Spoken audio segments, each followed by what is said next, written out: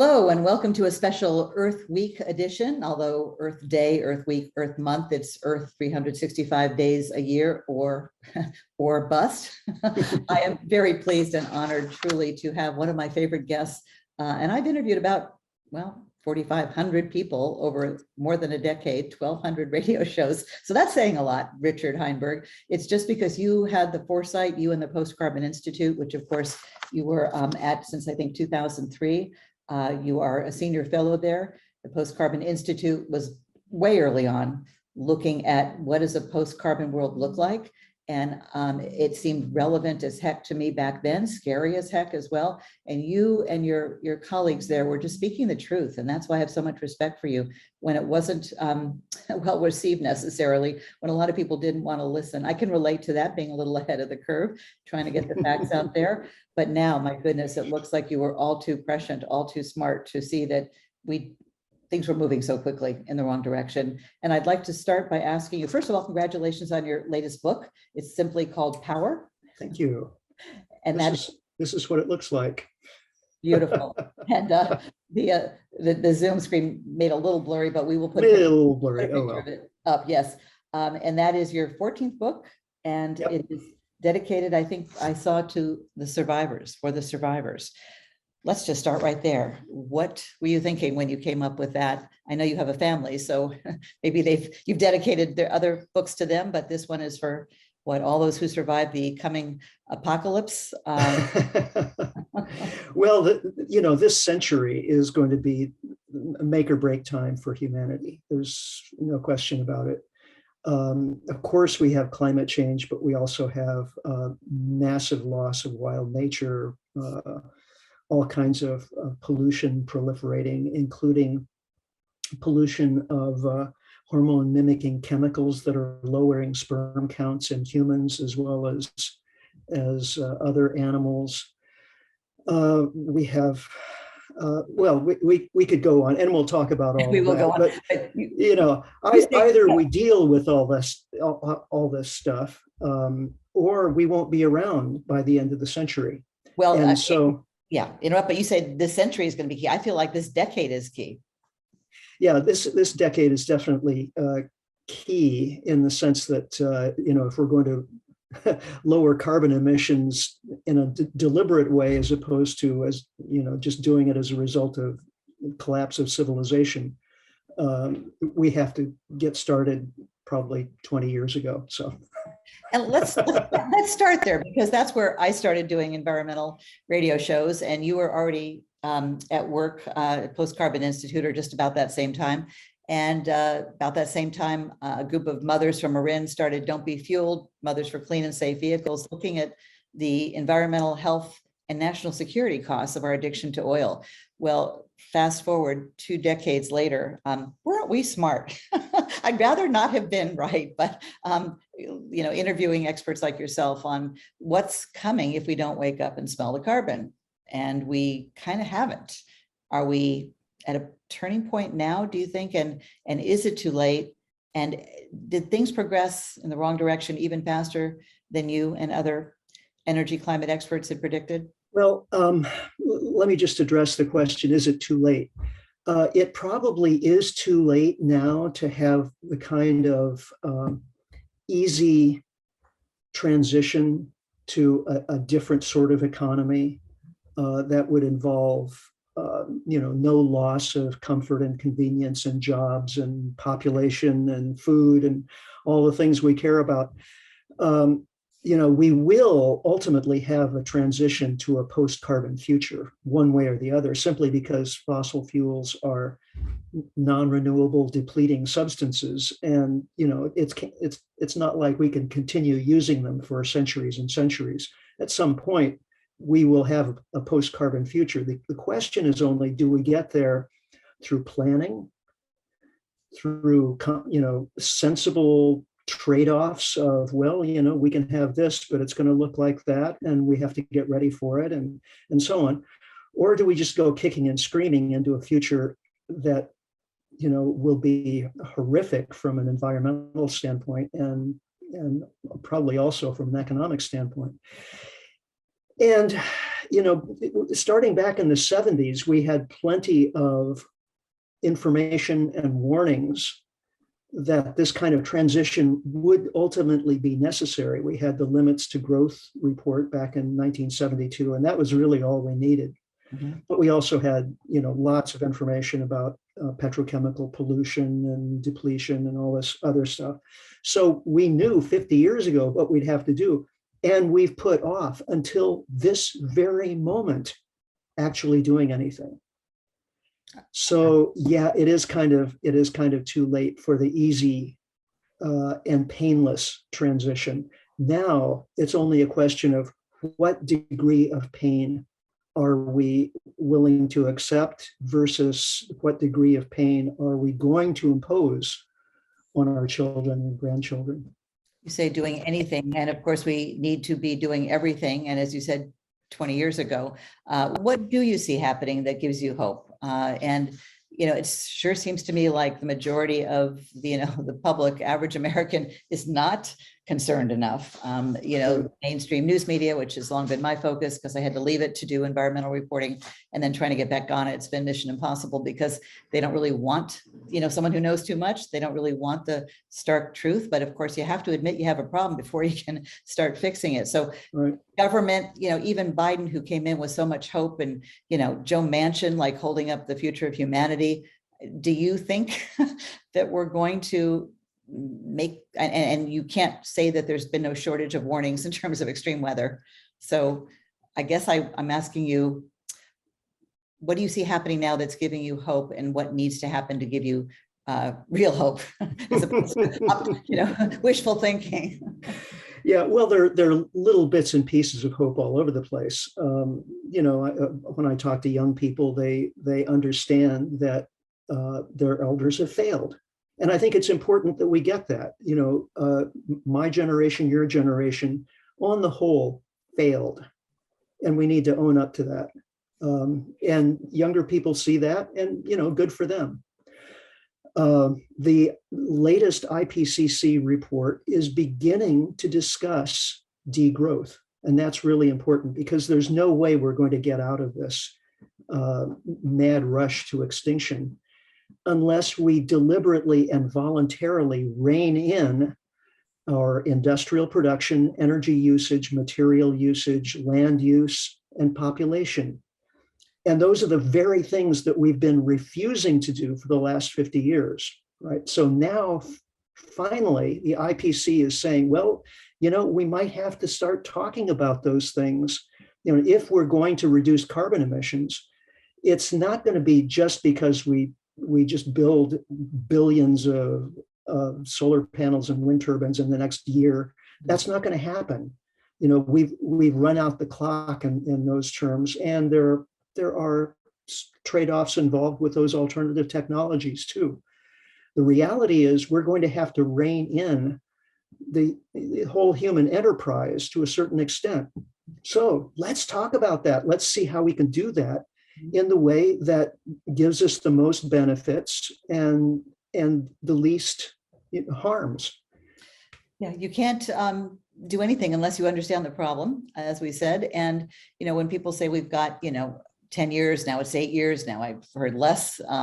There's a climate countdown clock that says it's like 7 years and something. I was just at a protest on Friday that Extinction Rebellion organized in 350.org in New York, outside the networks, NBC, ABC, the very places I've been pitching for all these years, saying cover climate. And the reality is it's certainly not been covered in a way it needs to be. And we certainly need to have these conversations. So when people say, well, we need to do more than talk. Yeah, but we need to understand what problem, it's not one problem. The problems are, the web of life, all major ecosystems appear to be in some degree of collapse. If we don't take the time, and we've got short attention spans, you can't do it in a 10-second, right, TikTok. God bless the young people doing, TikTok on climate change and other environmental issues, but it takes attention, it takes discussion, it takes thinking about, from the best minds, people like yourself, the experts, tapping into that wisdom to say, what is the best thing at this late stage that we all need to be doing? But it's got to be a lot more than the environmentalists, the scientists, the activists. who have been unfortunately ignored, kind of dismissed, diminished. And, as we were, outside of those networks, shouting at the buildings, Rockefeller Center, it's like everything that was said was 100% right on. This is the most important story. More time spent on Jeff Bezos, going up into space, Elon Musk trying to buy Twitter. My God, $43 billion. Think about what we could do in terms of educate and, have 24/7 green news programming with that money. And he was a great green hope. He's one of the ones who was supposed to have gotten it with his, bringing electric cars. And it just seems like it's so absurd, and we so can't afford absurdity at this moment. Well, see, this is the context. It's not just that this is another story and it's not being covered enough.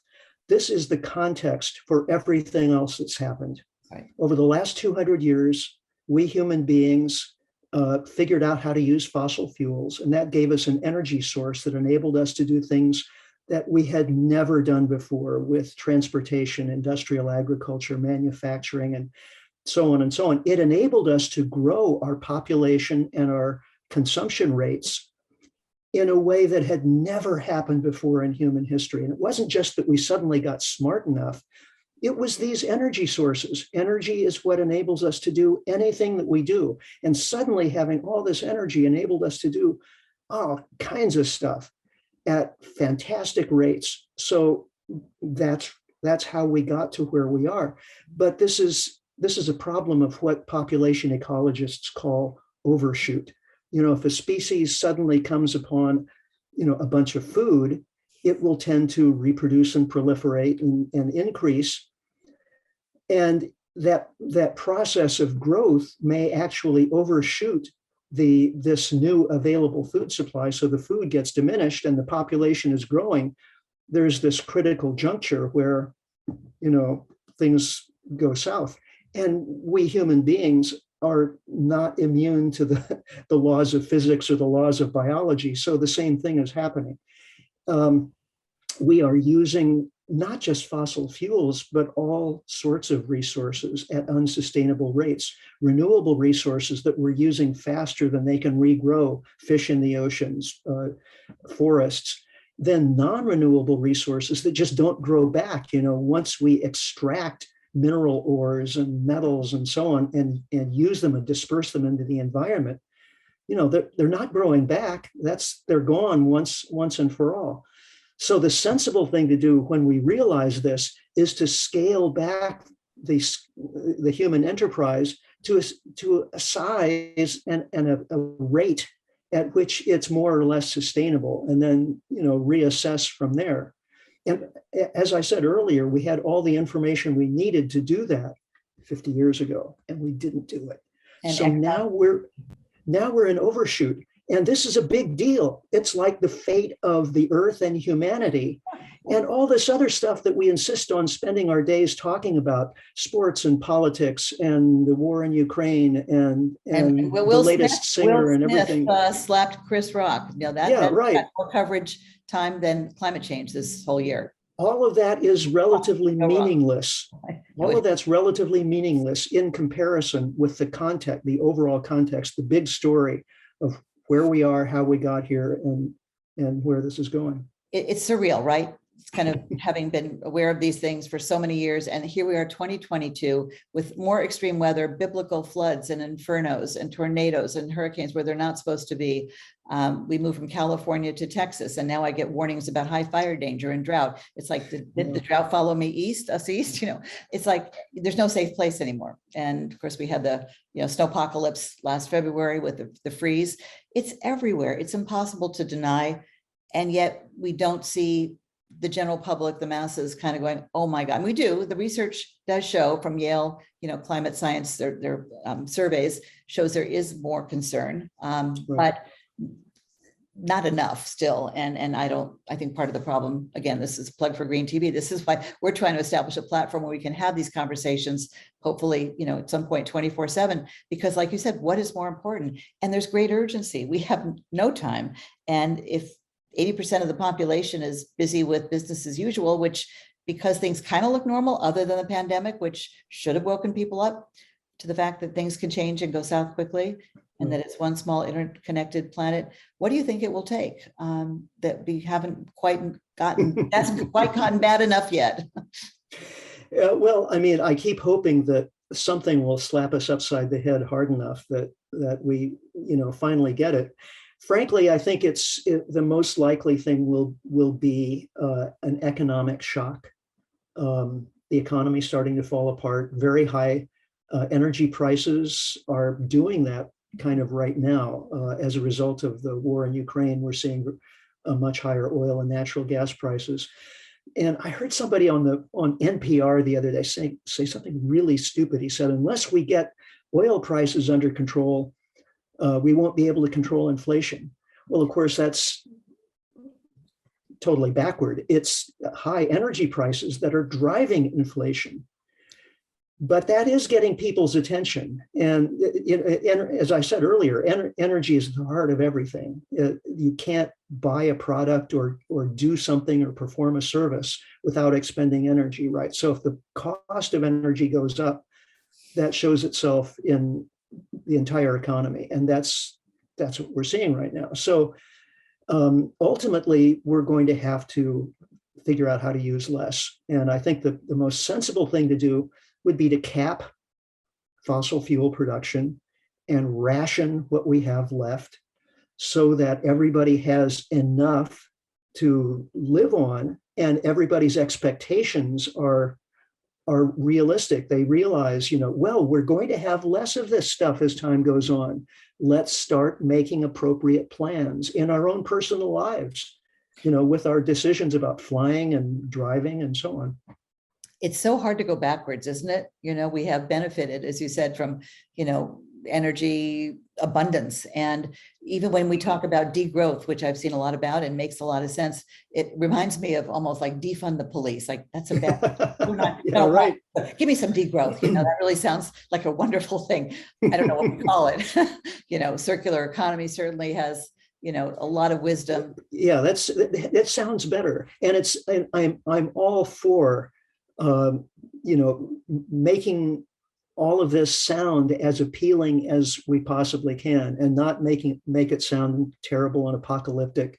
Yes, life could be better. Even if it is, if we continue with business. Life could be better. Isn't that the challenge? It's like, if we're going to be honest, it really is later than anyone wants to be, and it really is potentially life-changing.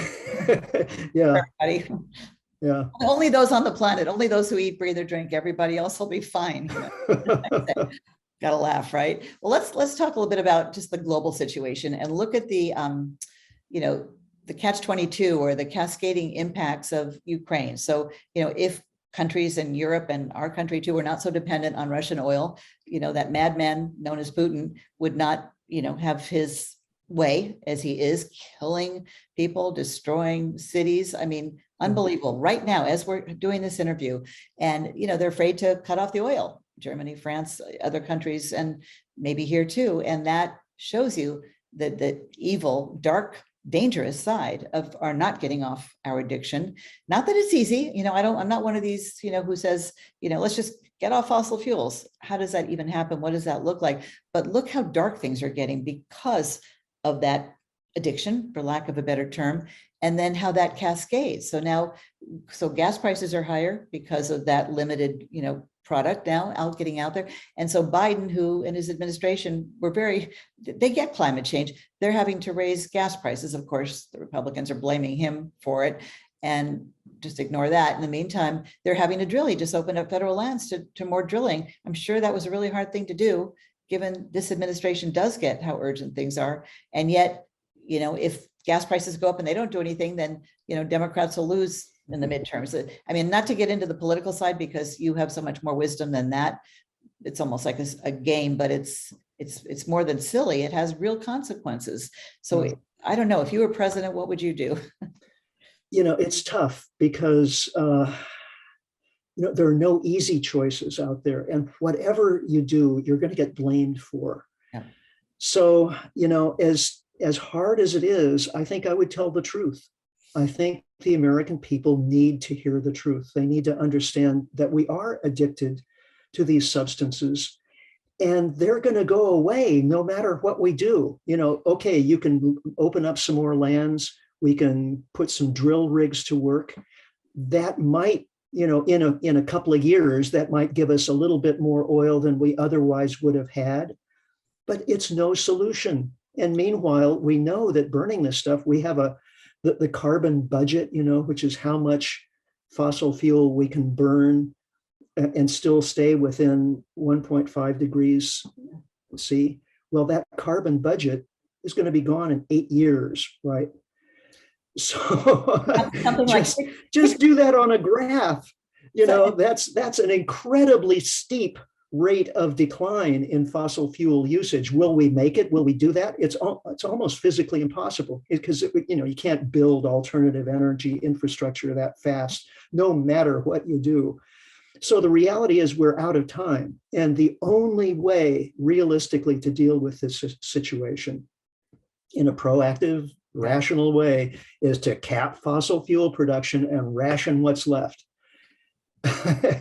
And nobody's talking about that. But if the president were to tell us, this is what's happening, this is the science, and this is what we have to do, at least, we would have been told the truth from the top level. I think it would be a great thing to do.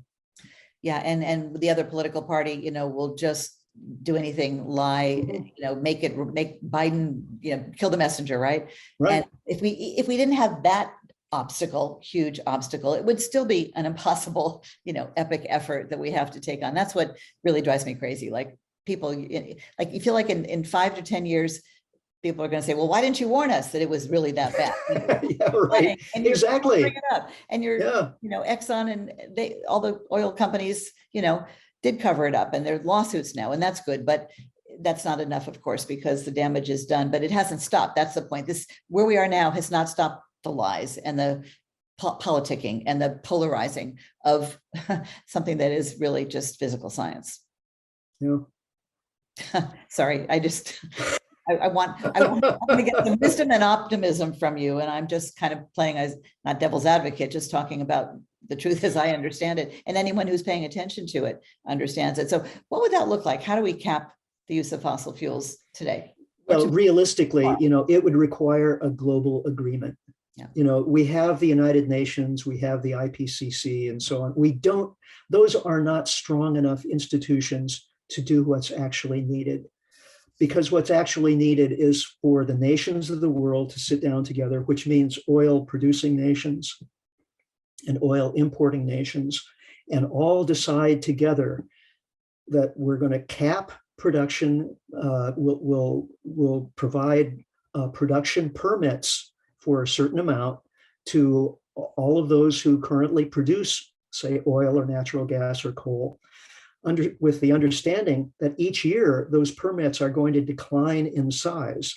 And you can sell your permit, if somebody else has a better source of oil than you have, and they can produce it more cheaply, well, they could buy your permit and you could benefit over the short run and so on. So we could use the market in a sensible way to help administer this. Meanwhile, we ration what's left. First of all, we're rationing production through these production permits. Then we're rationing consumption. There's an economist about 20 years ago came up with a system for doing exactly this. It's called tradable energy quotas. And you can Google it, you can look on Wikipedia. It's basically every household would get free a set of ration coupons in effect. I mean, they would be electronic.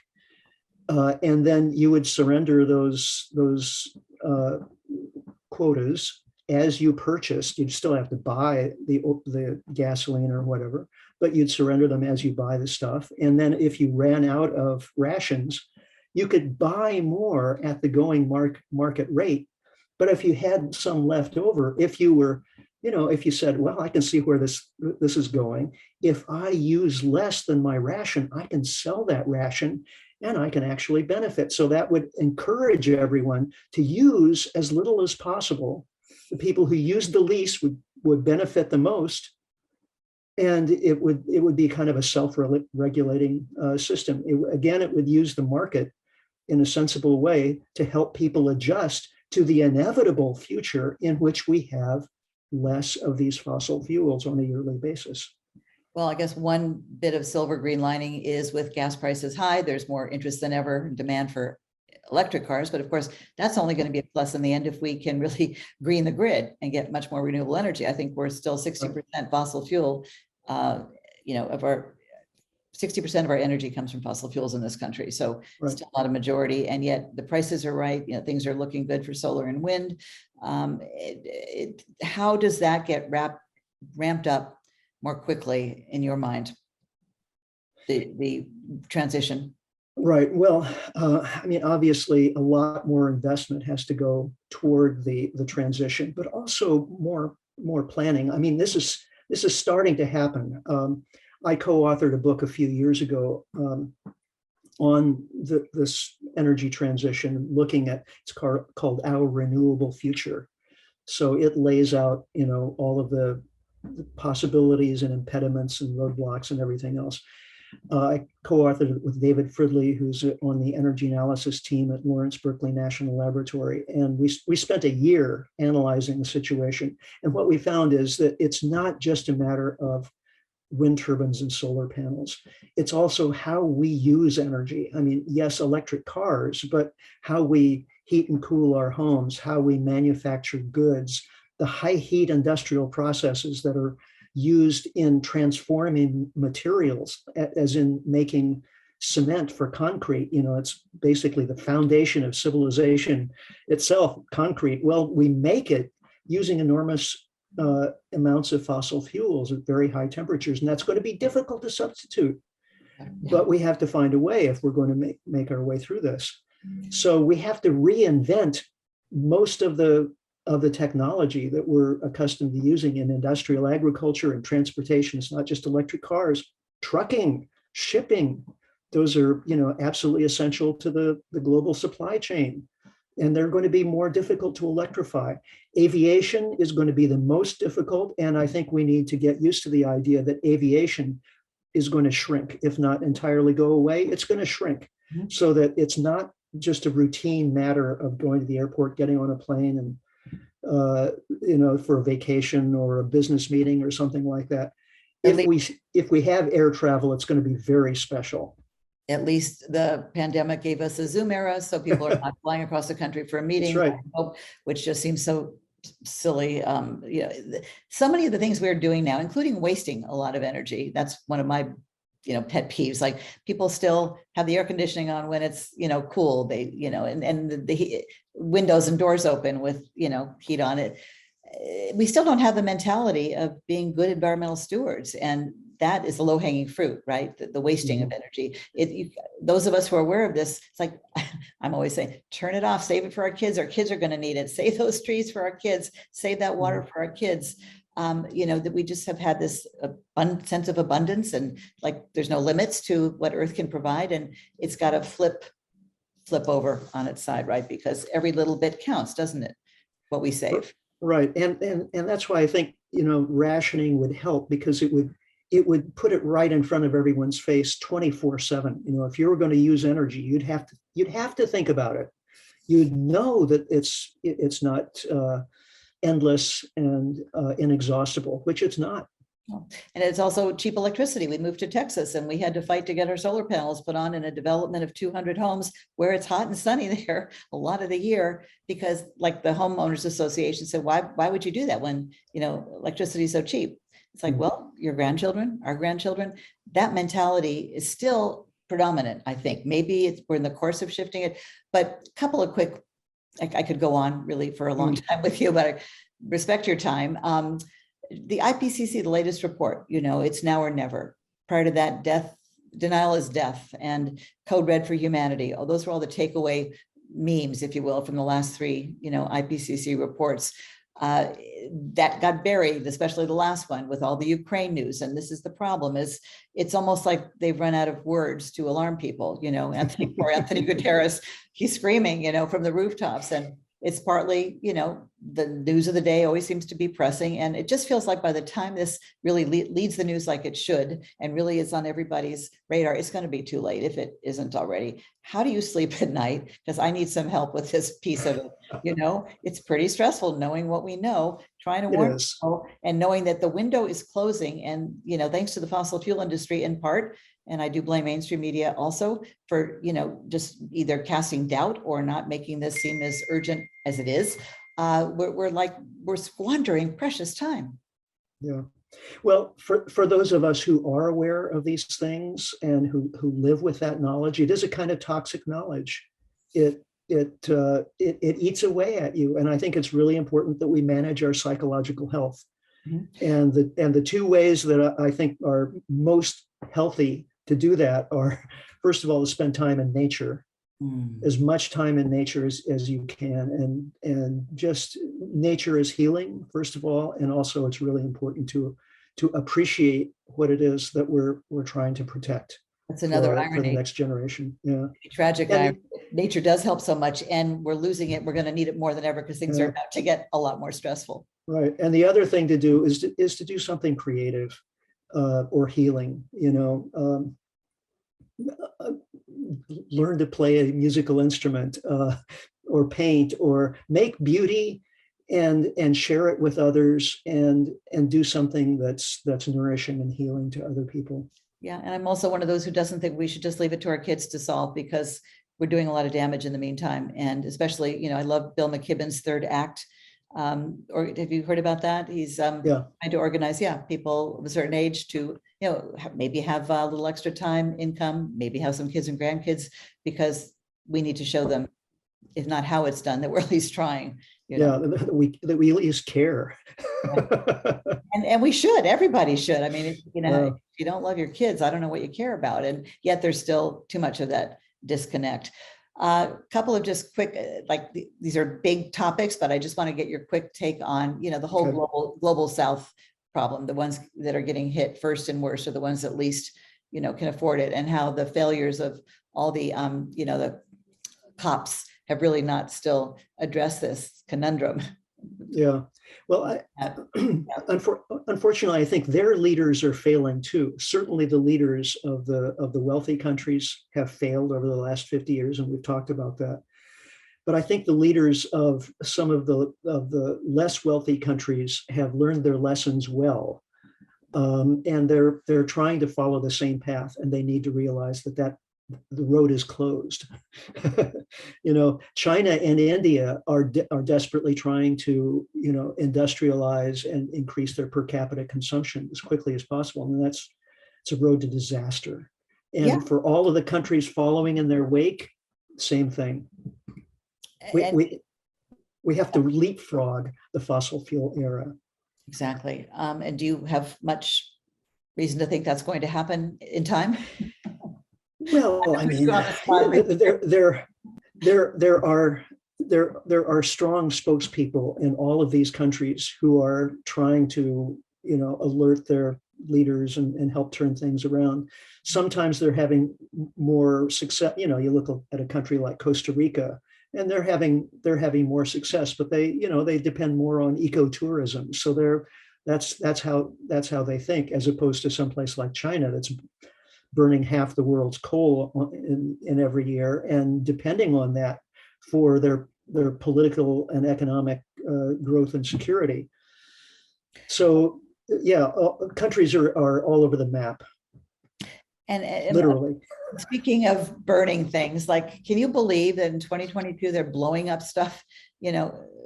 Russia invasion of Ukraine, that is the last thing we needed. And the preciousness of life and health and clean air and clean water, it just seems like they're just bombing the what out of anything that's environmentally, precious. Not just in Ukraine, these specific environments where they're getting hit, but just all the, I don't know what bombing stuff does to the environment, the atmosphere, but it can't be good, right? Yeah, and in talking about this, I think it's important that we once again see the larger context. The one thing we've got to avoid at all cost is nuclear war, because then it's game over for everything we care about. So there's got to be some way out of this that doesn't involve, the final option. And we need to keep that uppermost in our minds as we pursue, truth and justice and peace.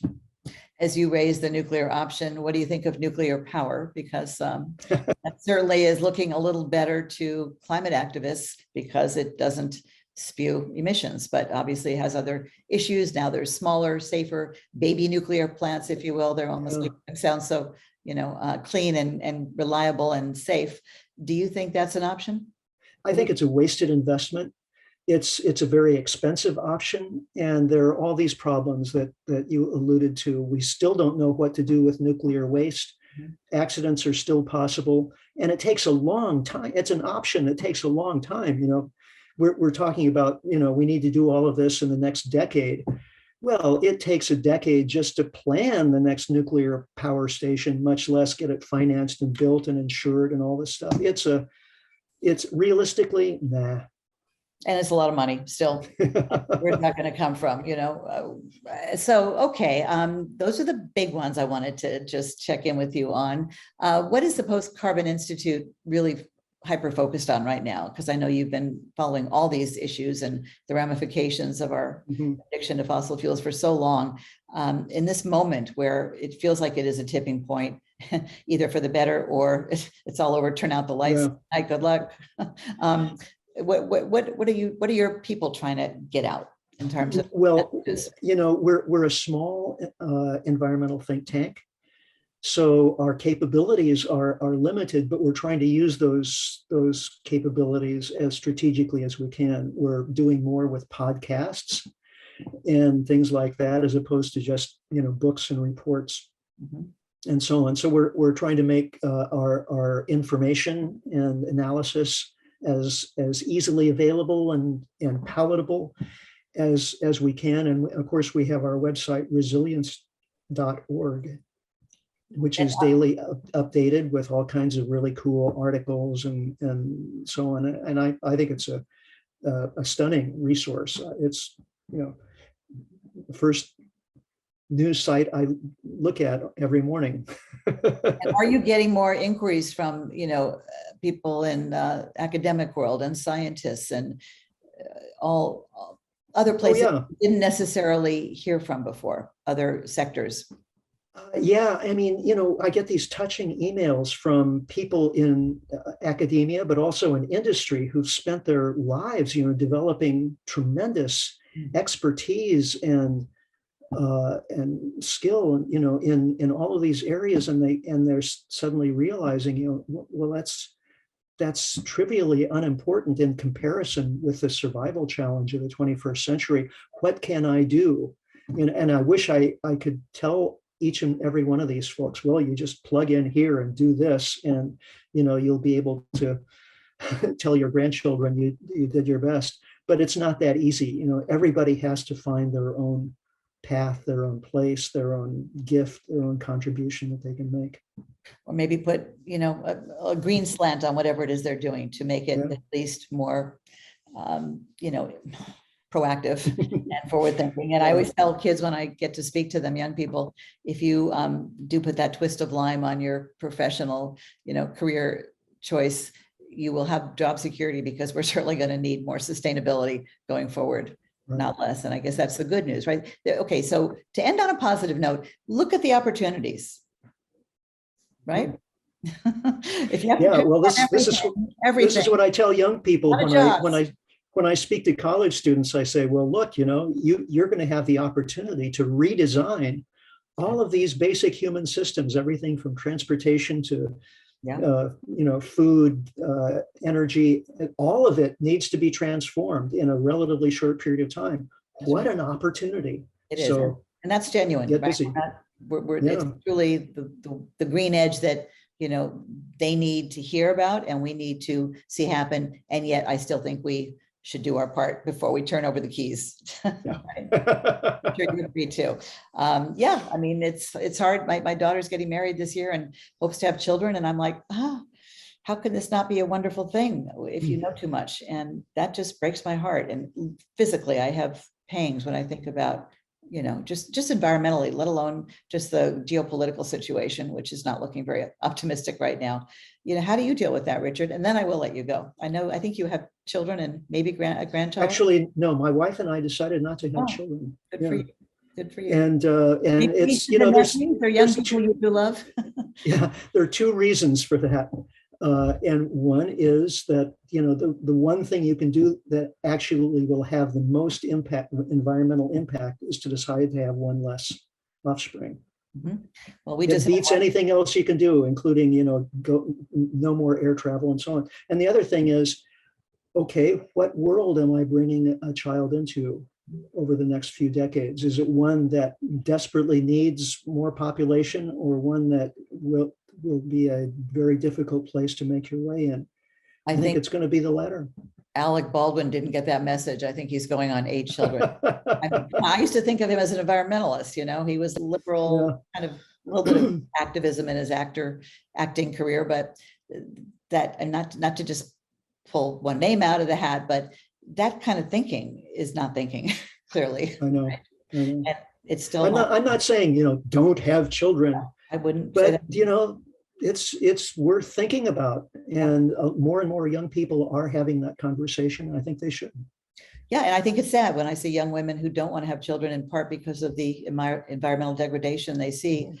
It is the best thing I've done, being a parent, being a mother. Yeah. And that's why I feel so sad about, future grandchildren, mine and everybody. So that needs to motivate not just us. We're too motivated, right? We've been passionate about this for so long, everybody else. And that's really the hope of Green TV. So I hope you'll tell your colleagues at Post Carbon Institute about us. I give my $5.80 every month to Post Carbon Institute, and I haven't seen a paycheck in decades. That's how much I believe in you guys. Bless your heart. Thank you.